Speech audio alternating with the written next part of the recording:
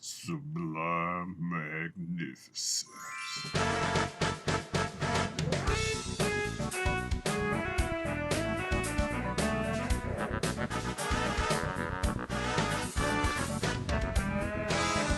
Hey guys, you know who it is, what's going on, when it's happening, where it's at, and why we're here today.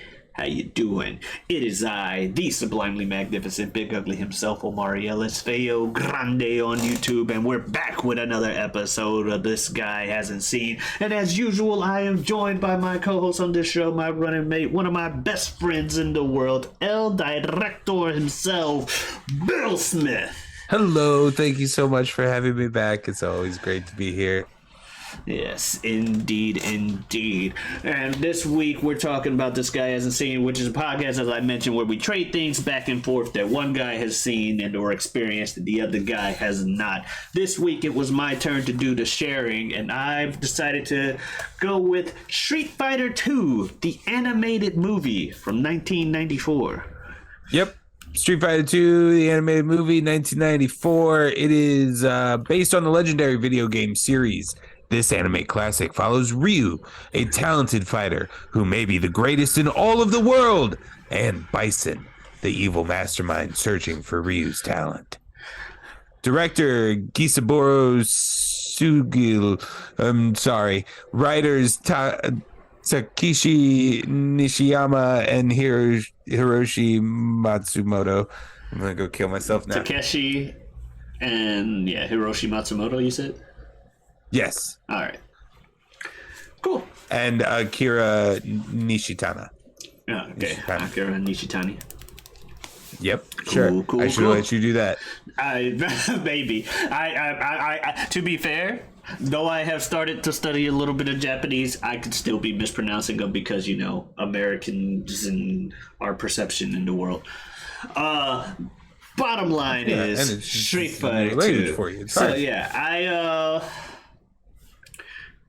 I suggested this movie because we just finished Oscar season. We had a lot of like quality, like, oh, this is film, cinema, this is what it is.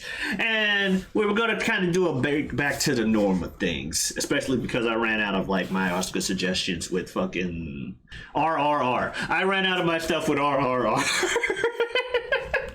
But so I was like, the least nominated of all the movies we watched. But nominated nonetheless, and probably your favorite, so I don't want to hear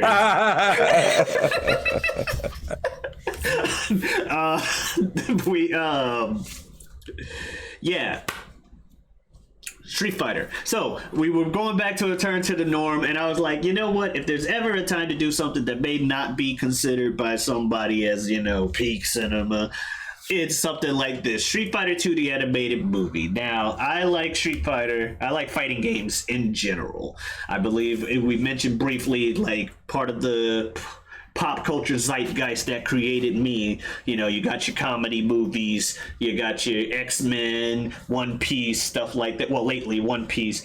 Fighting games in general have been, like, something I've been about. If you would have asked me from an outside perspective, the pillars of what creates Omari as far as pop culture, it would be X-Men, Dragon Ball Z, Street Fighter, hating Tom Brady. Let me just get the those. I'm about to say, let me get the rogue in camera too.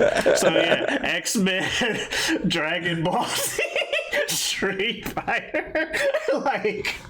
And I'm sure there's some NFL represented on your wall somewhere. My 2016 fantasy football. There you go. Championship. Yeah. From which my Street Fighter things hang. And right next to that, another thing that's kind of been important to me. Y'all don't need to know about that. But Bill knows exactly what that is. That's personal. That's not pop culture. No, these are pop culture pillars. It will be a pop culture film. Anyway. Bottom line is, and then of course, obviously that guy too. Damn, you really can't tell a lot about me from what's behind me. Yeah, I have undiscernible books. Also and America. and blankets and closets And alcohol. Okay, And let it- me stop.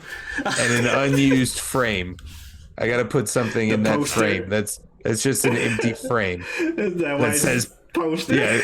yeah, because it has the insert in it that just says poster. I'm not gonna lie to you. I've been wondering what that was a poster for a minute now. No, it's just an empty frame in the back of a closet.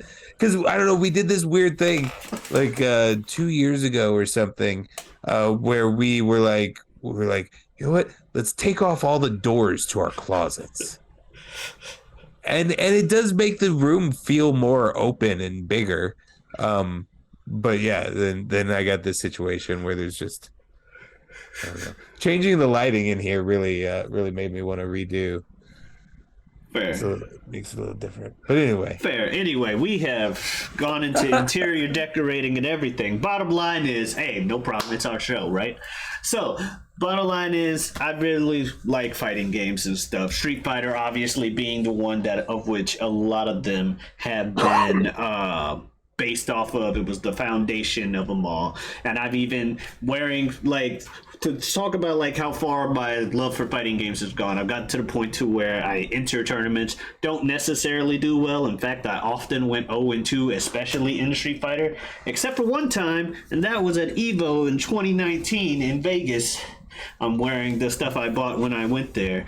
And I went 2-2, and considering that's the biggest fighting game tournament in the world, to finally not go 0-2 and be on a stage like that, including a match on stream where the commentator said, sarcastically, but I quote, a Grandmaster Ken player if I've ever seen one, when I won the match.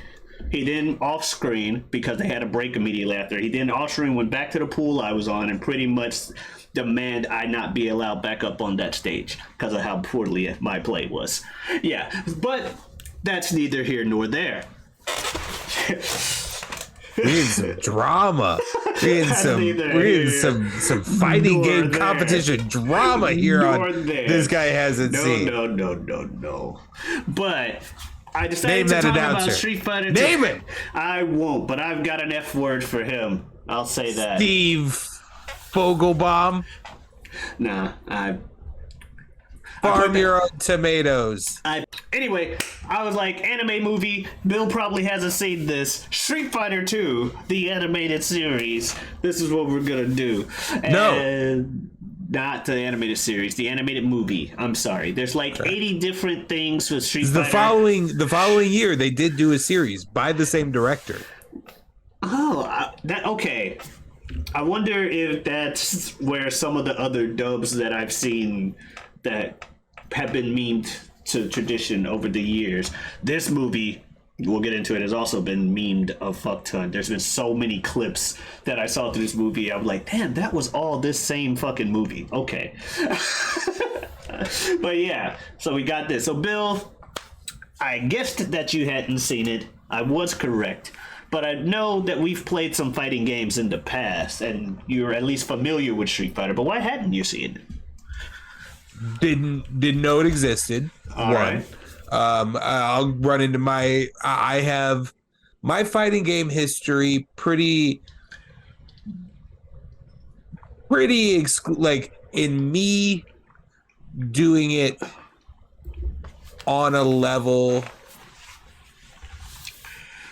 that I did it on my free time only really happened in the early consoles, ending in probably the Sega Genesis era. Because I'm thinking of Karate on the NES, and then Mortal Kombat through Mortal Kombat 2. Okay. We're both on Sega Genesis, I want to say. Yeah. And then as well. And then I had Street Fighter 2 Turbo, or I think it was what it was. And I played the shit out of both of those. Jump back, would play fighting games in a group, kind of, past the controller tournament setting. I would do that all day, but never really entertained them again past that point in my life. But Street Fighter was what was one. I would say my main was probably Fei Long. Looking back on it, I also really liked T-Hawk. But that's that in and kind of rolling into what I was expecting. At first, it was interesting because I knew that it was Japanese, but I was thinking of it like this entire week. I've been thinking of it from an American perspective, if that makes sense. Yeah. And if you tell me from an American perspective, a video game tie-in movie, animated movie from 1994, I'm gonna be like, okay. Like it's not the other way around. Yeah. We're not talking about like Terminator 2, the video game. Yeah. We're talking about a movie based on A video game. Of the video game. From back then, especially if you're thinking it like Americans make it. You got your Mario Brothers. Right. And stuff of that ilk.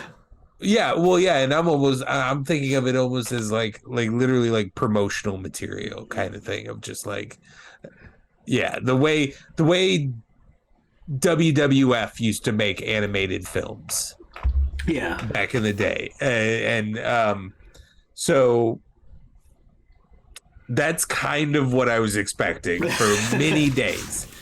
And it wasn't until we had a slight hiccup right before I was about ready to sit down and watch this, where I knew I had it locked in my mind that the week prior when we were talking about it, we discussed the year 1994 attached to this film.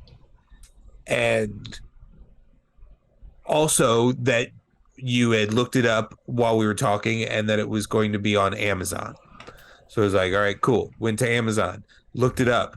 It's listed as 1996, and there's several Street Fighter properties. None of them are listed as 1994, but because this one that I think isn't listed as 1994, I don't want to start watching it without confirming that it is it. And in the messaging and checking, turns out it's like we discussed. There's a couple of different possibilities. More than likely, we're seeing like an original Japanese air date, and then some other second release date of 1996. That is the one that we're watching on Amazon Prime. But it's the one we wanted to watch regardless. But in that time frame, I'm reading the synopsis for the first time. I'm seeing the little phrases of this anime classic follows Ryu. I see on Amazon it currently resides with 5 stars. And I'm like, oh, right. This is a Japanese film where they could have very easily taken this so fucking seriously.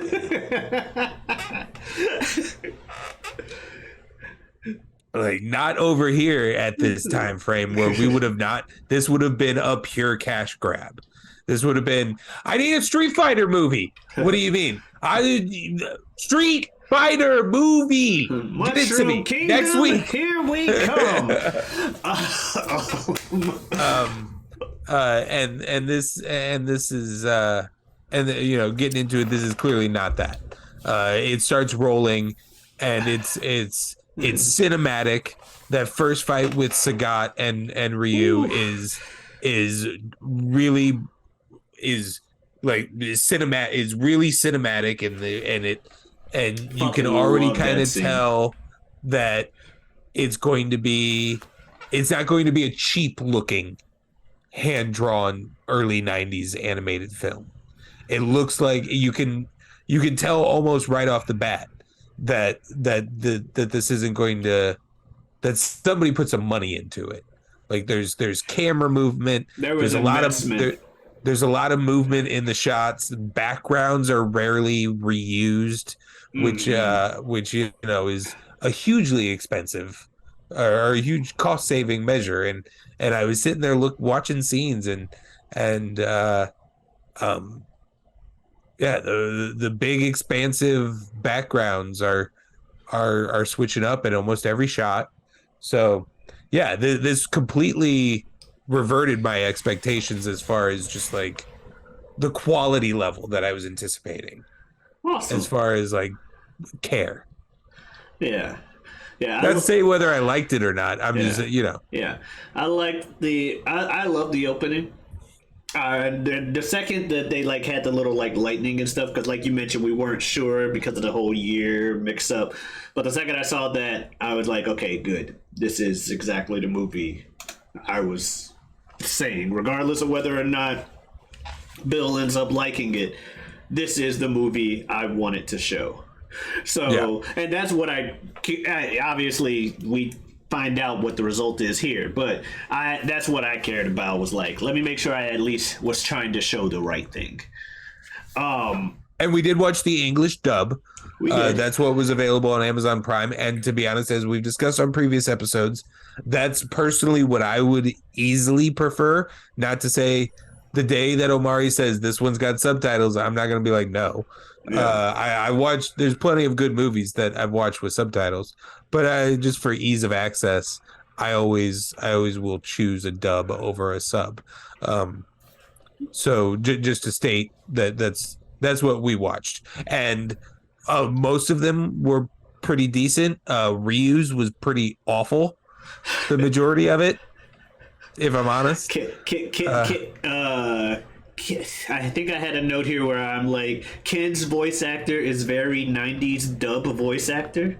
Like the way he talks. So I'm right there with you. Like, so there were some of them who were like, boy, this is 90s anime dub.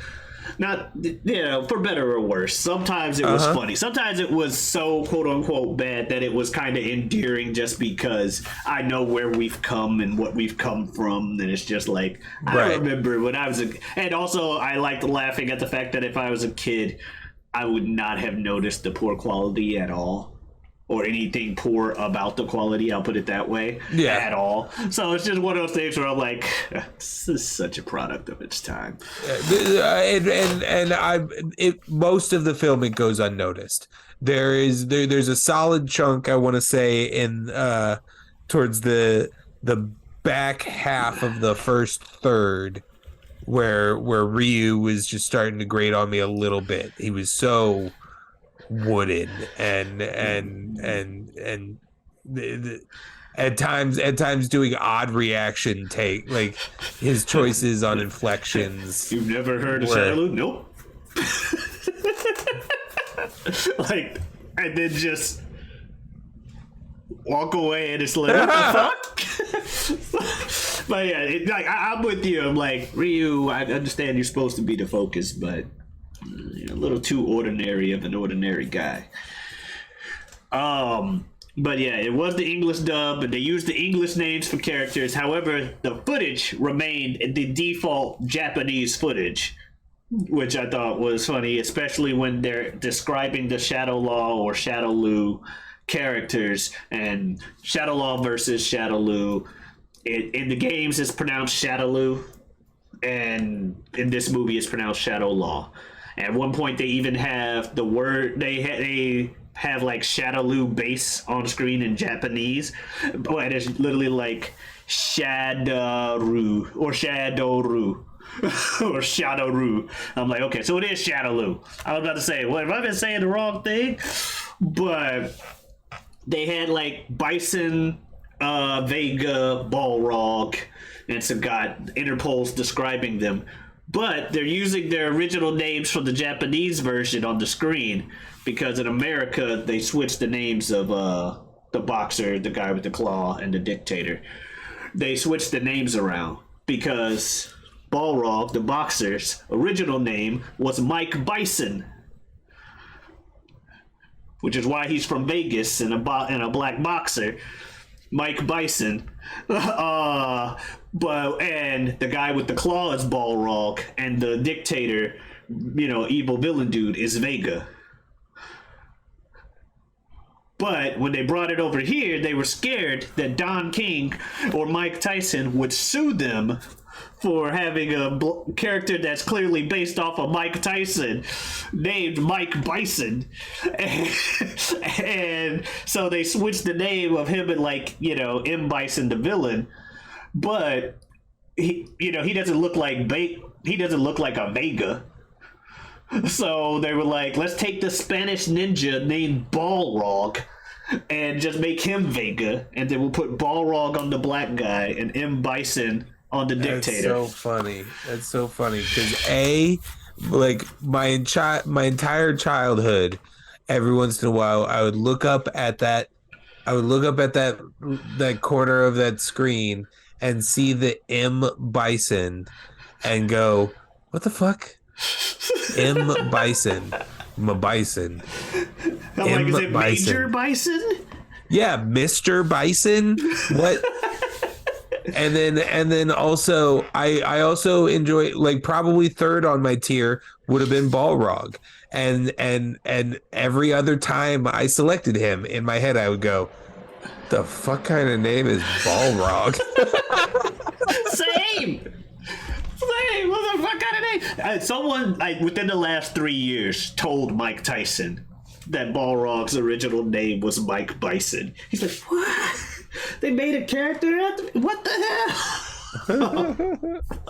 But I'm like, yeah, Mike Bison, Balrog. But I thought that was just funny seeing it on the screen. You just see M. Bison in the background. This is Balrog. He's so-and-so, so-and-so, so-and-so. And this is Vega. And you got, like, you got, like, Bison on the, you know what I mean? You got it's saying Balrog on the screen. But yeah, I thought so. There was funny stuff like that with the dub changes, but overall, it was really good. Anyway, so I guess some other initial reactions from you. You said you saw you had your main initial reaction was the closing. Yeah, let's jump into standouts. Just to throw out one of your standouts. Okay, standout moment. So I mean, pretty much every fighter gets a featured moment, right? Yeah, I'm gonna say this movie is kind of like a string of standout moments. Like, let's do it this way. Like, who do you think gets done the dirtiest? Done the dirtiest. Oh, okay. So Cammy probably has some of the briefest screen time. She does, but she beats some people down. She beats some ass, but then gets dogpiled. I mean, pretty fast. True. And then, yeah, I was actually surprised that she just was shoved that far into the background, given how much she kind of means in the video game story when it comes to dealing with Bison, because of the whole one of the mini girls that Bison has is clones to be new bodies for him and shit like that. And Cammy was one of the main ones. Alpha series, if you want to look into that. Series goes wild. But yeah, so she has a huge relation to Bison, bottom line, but she just kind of very small role in this one.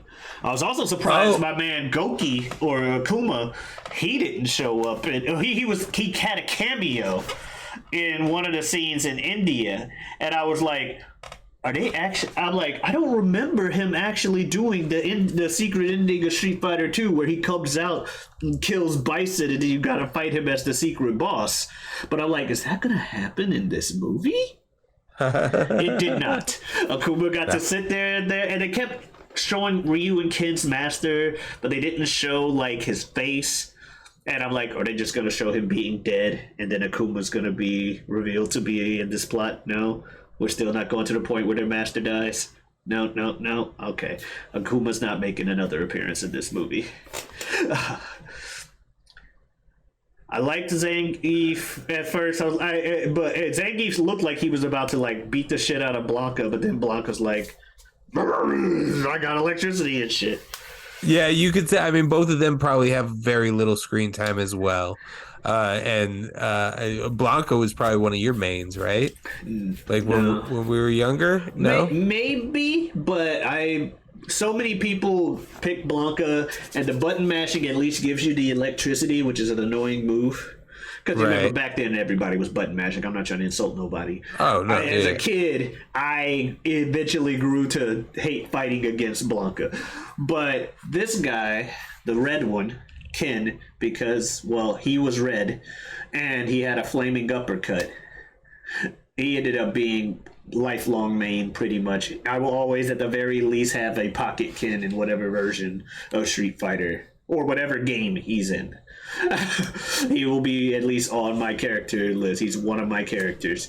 I also like. Didn't I hear that the next one he's gonna be like a vagabond or something, like just a dirtbag? He's lost his money. I think they said he's framed for a crime he didn't commit.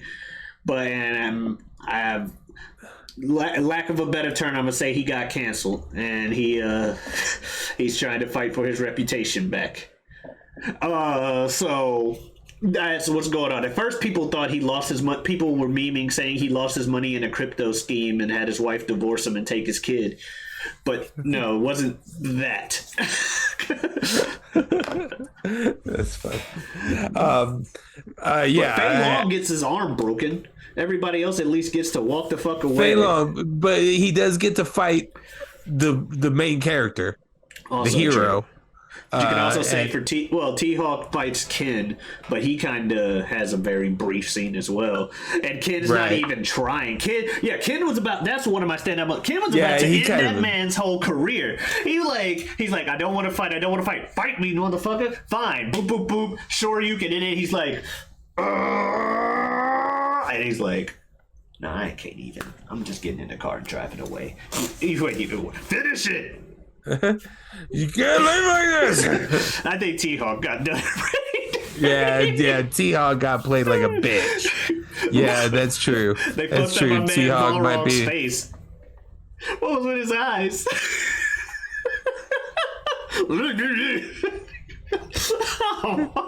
I'm like, what did y'all do to my man Balrog's eyes? There are characters who I didn't like as kids that I like now, Balrog being one. As I got older, I became more and more of a Balrog fan, as well as your Geefs, and Honda's okay, I just hated fighting him. But I think everybody in the original Street Fighter 2 little classic games has at least some kind of spot in my heart. DJ, I don't even think got to fight nobody. It was literally, he was thrown in when I realized they were trying hard to make sure everybody gets at least a little bit of screen time. For no reason, Guile's like, I know a guy over here named DJ. Let's go talk to him. DJ cracked me up though, because him and Balrog both voice-wise was one of those things where it was where they were at the very least semi-stereotypically black. DJ a bit more black. I mean, shit and all. Right. Shit. I don't think so. But I say this, that it sounds like I'm complaining. I'm actually not. I found it hilarious. And like, it was like more like, man, DJ is cool. I'm like, and I'm part of the problem. I'm part of the reason these stereotypes keep getting used. Because I'm like, what? I know people like this. Dalsim also kind of goes out like a bitch. Right? He just kind of quits. Like, at first he's like, somebody here in the area wants to fight more than I want to fight, so now I can't fight. Have you ever sensed the power of another?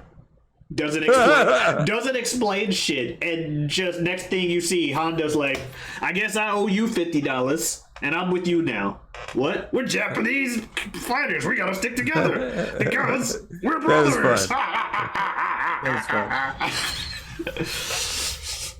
And the 3 Japanese fighters are the ones standing tall at the end too, because Ken's half Japanese. Right. Yeah, I would say like so. I mean, most of the movie, even though when it actually finally comes to fighting, he's not around for a long time. Our main characters are Ryu, Ken, Chun-Li, Guile. Mm-hmm.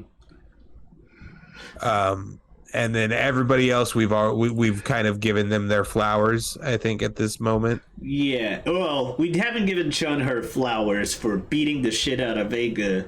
Well, no, I was saying everybody but those 4. Oh, we've made sure to highlight, I think, at this point. Yeah. I'll agree.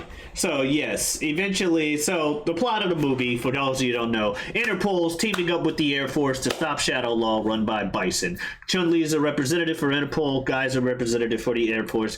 Loosely based off of the characters, loosely based off of the legend of Frank Dukes, the Air Force guy who went to go fight in the tournament, and with other people who are stereotypes from around the world. I'm not even joking there. We mentioned it in the Bloodsport episode. Kumite. Kumite. Yeah, It doesn't work because we can't sync it on Zoom. Nonetheless, we did it, okay? Bloodsport, we watched it. It was the thing. We mentioned it there. But check out that episode. Exactly. Right here. That was like our second or third episode where he's pointing. So, bottom line is that the movie they're fighting is in the streets. We got street fighters. But at one point, Bison finds out that Chun-Li, whose father he killed in the past, is after him, and he tells his assassin Vega, who the guy with the claws, he's like, go take care of Chun-Li for me. So we get a scene that we're not gonna harp on it for a while, but I'm pretty sure that's part of the thing that they added between 94 and 96. Where it cuts to Chun-Li, she's in the shower, haha, we mentioned it, okay? Bottom line is, it was there, obviously, as a kid, enjoyed it. I'm not gonna say I didn't enjoy it, but that's not why I came to watch the movie. It was a surprise. I was not expecting to see Chun-Li in the shower in this movie. It kind of comes out of nowhere. Right?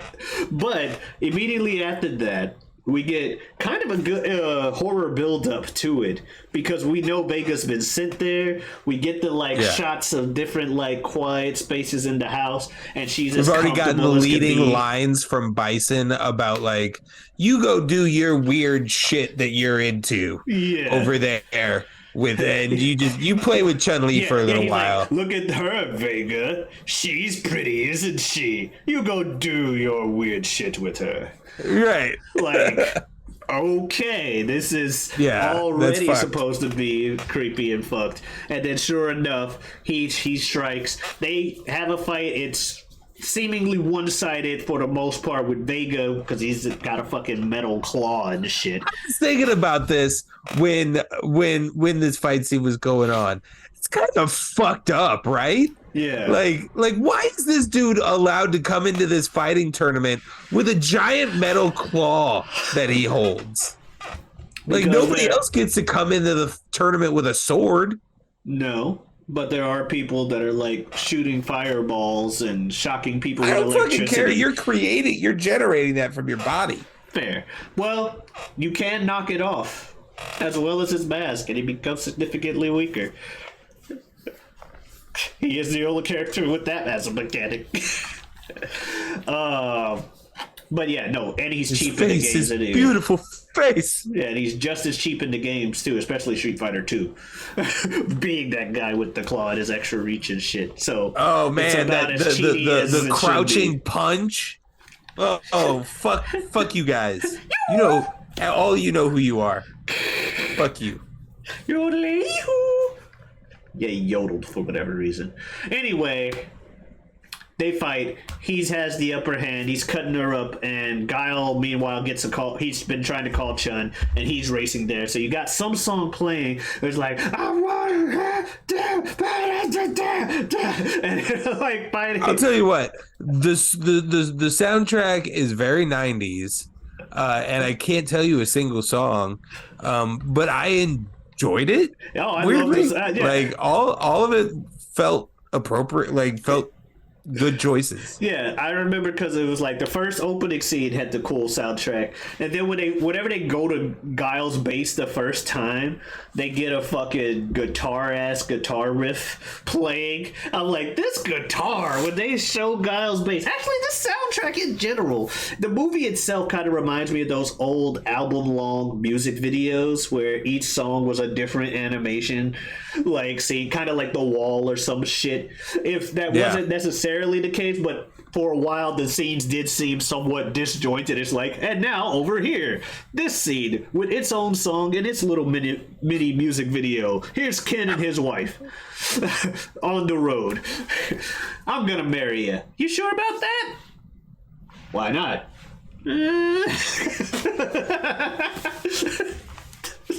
All right. It's a weird. And they eventually do get married in the games, have a kid and everything. Oh, good for them. Yeah. But anyway, Guile and them, they're fighting. But Chun-Li, she's getting her ass whooped, but eventually she realizes Guile's not going to get there to save her in time. And she gets up and just finds it in her to kick the shit out of this man with the fucking 100 leg kicks and kicked his ass through a wall, down like a bunch of floors. We don't see his ass the rest of the fucking movie. Kudos on her. We only kind of see her kind of in intense medical condition afterwards.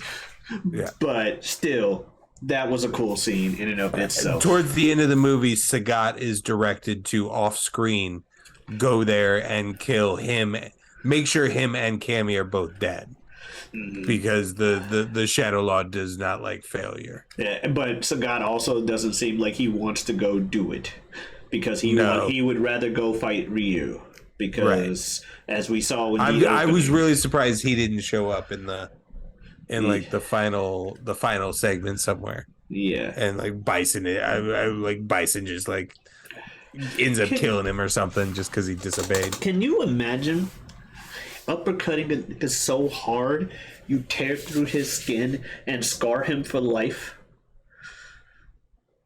I can't imagine it because I saw it happen. Exactly, but that's always drove me crazy. He's not even the one with the flaming uppercut. Like, Ken's is on fire, and he never did that to nobody. Ryu's isn't flaming? No. I don't know if I've ever realized that. Yeah, in the game, that's one of the things that set them apart. Like, Ken would set you on fire with his uppercuts, especially as the later versions of games came out. Ryu usually had better fireballs, Ken had better uppercuts, and Akuma was just, I'm broken. All right, cool. You sit here. Yeah, I don't know Akuma's whole connection that you were alluding to earlier. I don't know if we want to go down that road in this episode. He's the brother of their master, and he killed their master. Okay.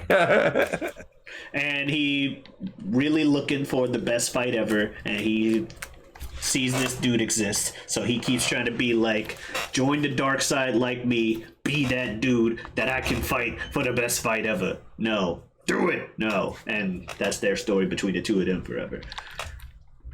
I could simplify it. Like, it's a simple connection. It's a simple connection. But, yeah, we eventually get to shit. There's, like, fighting throughout, and the story's kind of loosely tied together. They just want to get you to meet all the characters and go along the stages like in the video game and get to the fucking final boss, which we eventually do, because shortly after Chun-Li gets injured, Guile finds out where Bison and Ryu are. So he heads there. Bison finds out where Guile's heading and where Ryu is, so he heads there. Everybody meets up in the finale. Bison kidnaps Ken and brainwashes him. Kind of an important plot point before this that we can get over. But final fight, Ryu versus Ken. Snap him out. Oh, memories. Did you know about the reason the headband was red? And it being from Ken? No. I figured that was what was going to happen when we were seeing it's the worst ponytail ever tied in the world when Ken originally is using the headband, using the strap as a ponytail. It's a pretty shitty ponytail, but that's how he looks in the alpha games. But early on, I turned to Jen and I was like, she wasn't really watching. She was playing Stardew Valley in the same room as me, but I was like, Jen, that's where Ryu gets his headband.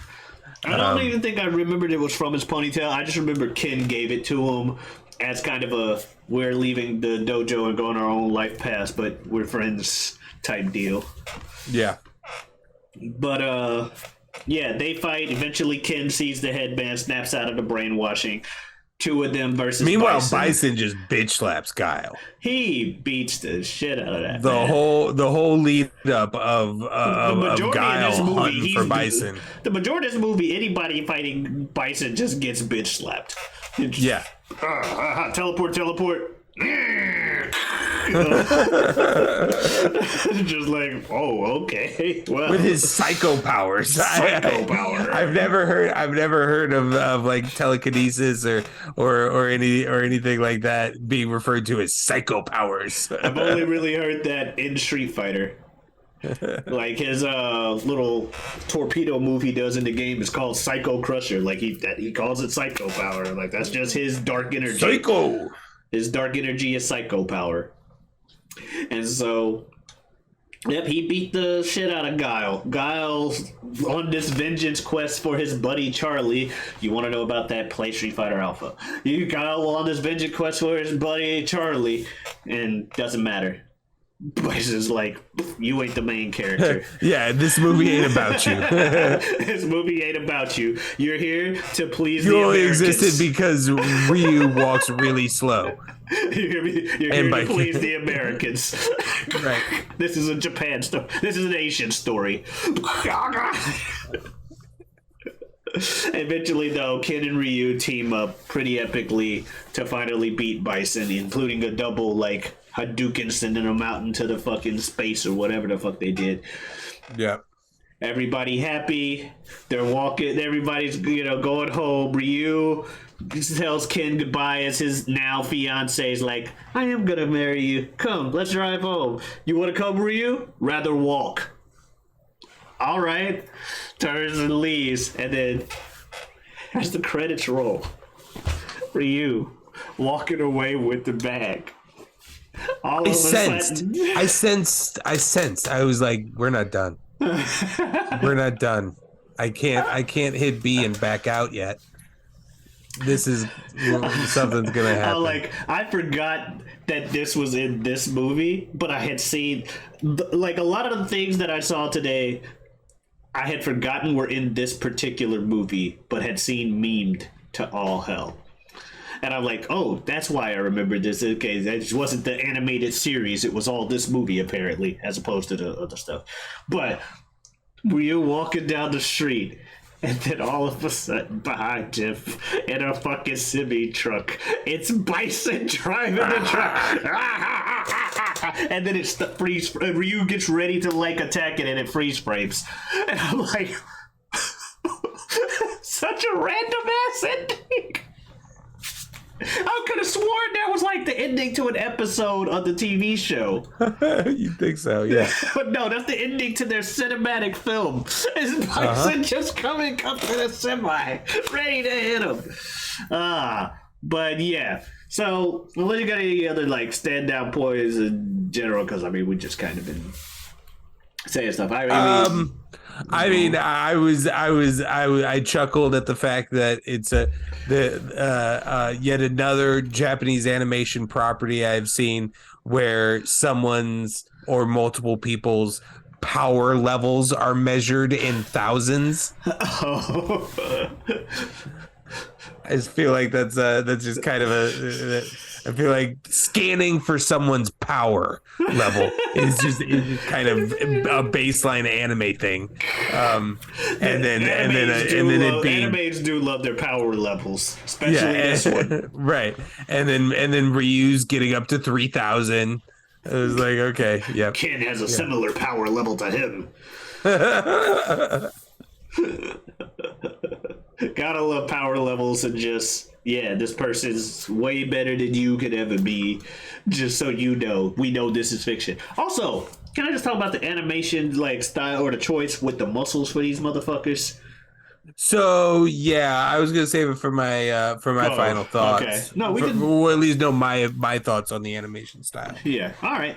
Well, I guess right before the final thoughts. Any role you'd like to play or do voice act in this? I would have loved to have redone multiple of the American dubs. Like I'll do it for free.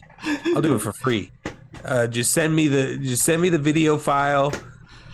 I'll drop in the new dialogue and I'll send it back to you. A couple of them are rough. But then there's some folks like Bison's whoever's doing Bison's he made a choice and he's doing a strong effort. And I can, at the end of the day, I'm here to appreciate strong effort. Yeah. And there's a few of them in there that sounded like they were just phoned in. So yeah, I'd take the voice acting of anything. Yeah, you know what? I'll say that as well. If I were to prefer characters, just because I think they'd be fun, obviously Ken, though Ruben Langdon and the real life Ken is really good. Also, the voice of Dante from Devil May Cry, if you played those games, and a cool dude. I met him at a tournament once. Balrog, because he's Balrog. Also, I still don't know what was up with that, but yeah, Final thoughts. Yeah, it wasn't. That was fucked up. Final thoughts. So I liked this movie. I would have really liked this movie if the males from Street Fighter were drawn differently. I absolutely hate it. Mostly their faces. And they're like second jaws inside of their first jaw. Like, do you know what I'm saying? I think so, yeah. Like there's this. Especially like Guile. And then you have to express that their cheeks are so defined. Like, everything on them is muscle, including their faces. And there's all of the men have this second jawline. And it's just I just really didn't like it. And then especially when you're sitting there, when like Guile is sitting, like let's say Guile has to be standing in a shot with 6 accountants also in this universe. Those accountants look like human beings, and then Guile looks like some sort of monster standing next to normal human beings. He looks like a freak, like not human. And You're so that was, I mean, that was the only, I really disliked the art style of most of our main characters.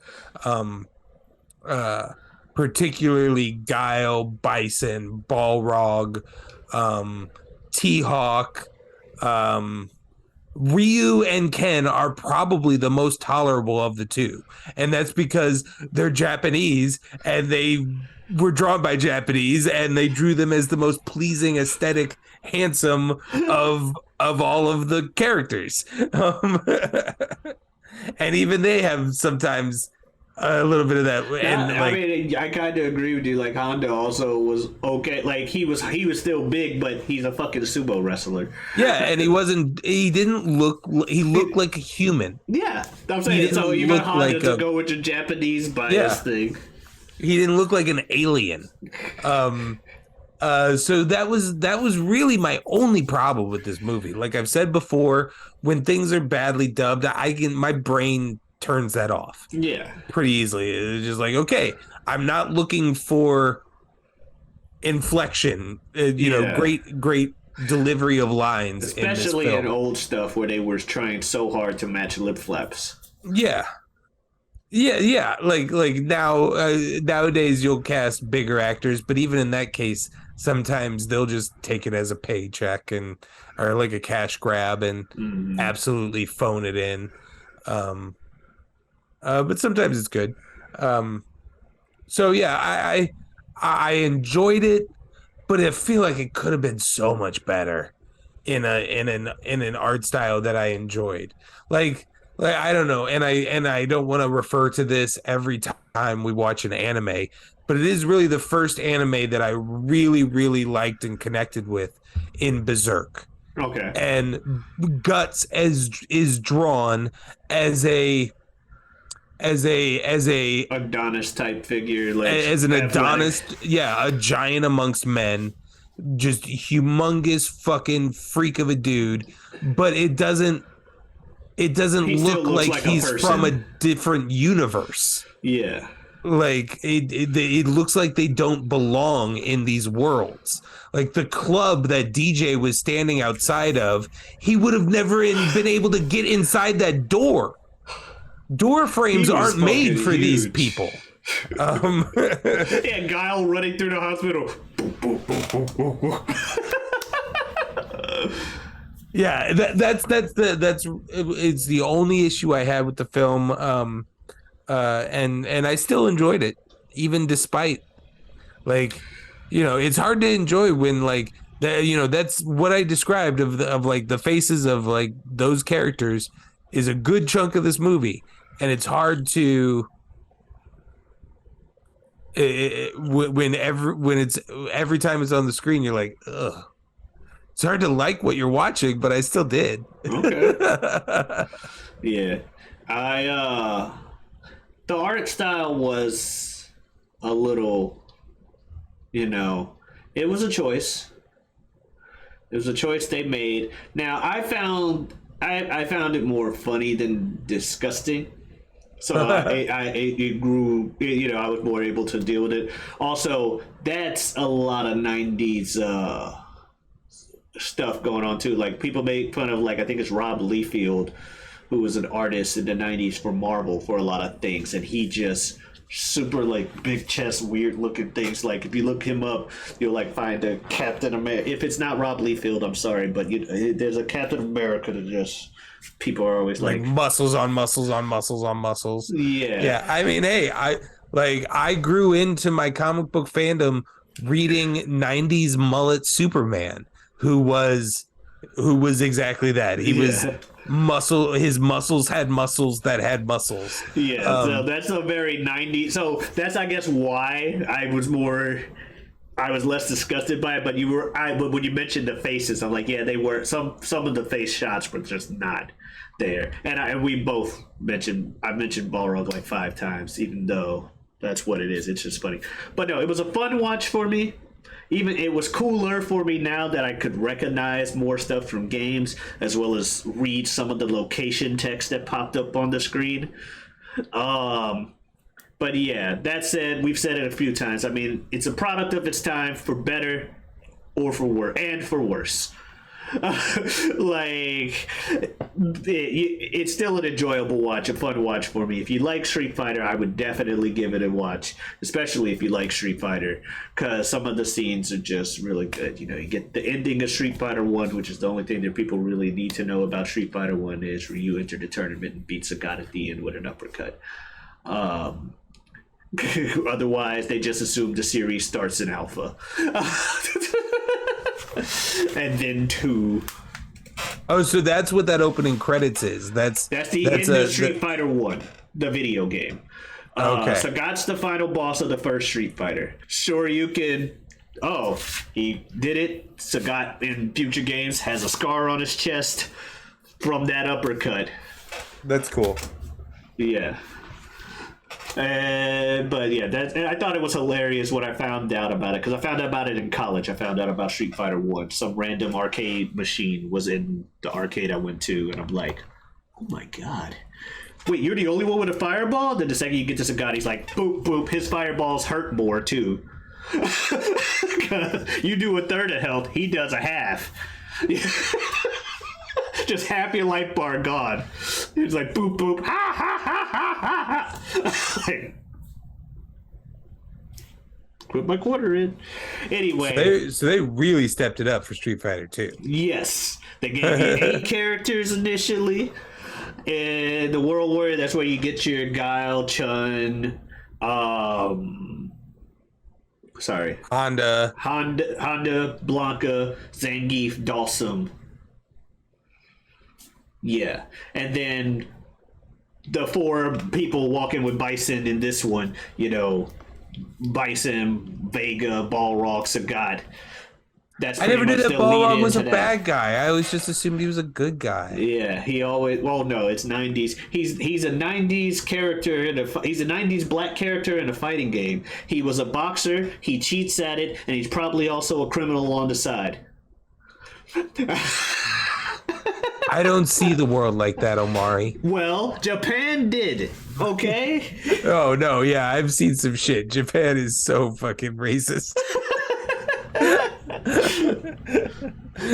I mean, and I say that jokingly and lovingly. I think we've learned a couple of times recently that you put a video out on the internet and there's always the potential for it to be seen by anybody. True. Anywhere in the entire world. And we appreciate those views, by the way.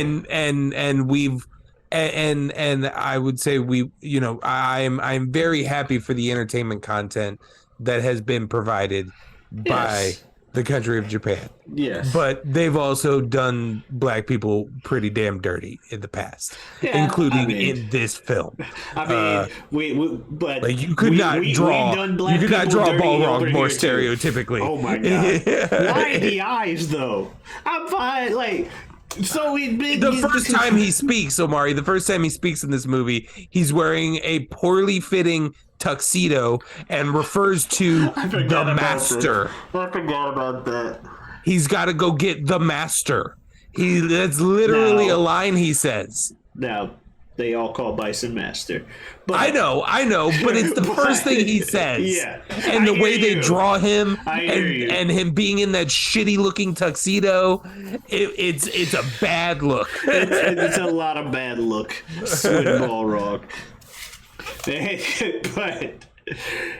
But at the same time, I laugh at these things because I just think of how these people don't have, especially then, they didn't have a lot of experience with this. They just know what they see on TV, and if anything, it's America's own fault for what we were putting out there. So it's my fault. It's the white person's fault for creating the content first that the Japanese saw that then they're inspired by. Some of the fault for certain stereotypes being out there is also shared on us. Because there, just as much as there are people who will see a character, who will see a very big hood stereotype character and be like, how dare you, that ain't black people. There will be people who will see a character that's not like that and be like, that nigga ain't really black. So everybody is responsible for stereotypes, which is why I just laugh at all stereotypes. Tune into whatever we want. You guys have had multiple episodes on that conversation. Exactly. I just laugh at all stereotypes. That have been very interesting. You know, that's conversation for you and Jazz to have. But I've enjoyed. I would recommend anybody listening to this to go. I don't know what those numbers are. I'm going to say 47 and 63 is when you cover the times in your life where you were told you weren't black enough. I think I mentioned it on this show once. So yeah, it happens. Oh, and Bamboozled. I know I went into it because the main character had that issue. Anyway, so that's Street Fighter. We enjoyed it. It has faults. Who would have guessed? It's from the 90s. So, what are we watching next week, Bill? You got anything? Well, I never really formally decided. So both of the options that I listed aren't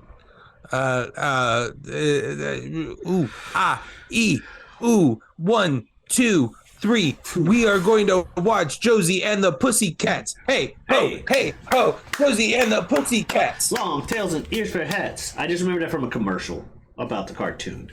Like Josie and the Pussycats, long tails and ears for hats. I think it was for like the 60s cartoon version on Cartoon Network. Okay. Anyway, cool. I didn't watch it. We'll find out why, if you couldn't already guess, why I hadn't seen that next week. Anyway, if you want to see more of our content, as we've mentioned so well, you can check it out on this channel. We're around 40 episodes already deep, so we've been doing this for a minute. We got all kinds of stuff we cover. That said, and we really try to diversify tastes. If you dig into that playlist, I challenge you to find a movie that you're not interested in. Yeah, I'll agree with that. So, but you can also find me elsewhere on YouTube. As Bill mentioned, I have another podcast that I am part of every week, every Wednesday, the Whatever We Want podcast that I do with my good friend Super Jazz. Stupid Jazz. That's right. Stupid Jazz. JK, he's Super Jazz. So we do it with him every week, every Wednesday, where we talk about just that, whatever we want. You can also find me on Twitter and Twitch at Giotavi. That is Giotavi. Come on in. Stop on by. Thank you very much. Bill, you got anything to say to the nice folks out there? Just shout outs, anything like that? No? No. All right. Well, thank you guys. Last of Us episode 3. I mean, the entire internet is talking about it, and this will be 1 week late. We'll be those who are watching this will be hopefully reveling off of the greatness that is episode 4. But The Last of Us episode 3 on HBO. It's so good. It's so powerful. I've cried multiple times thinking about it. That is correct. Last of Us, one of the best narratives of the modern age. Last of Us, check it out. So, guys, thank you very much for watching. We'll see you next week with Josie and the Pussycats. You guys have a good one. Adiosness.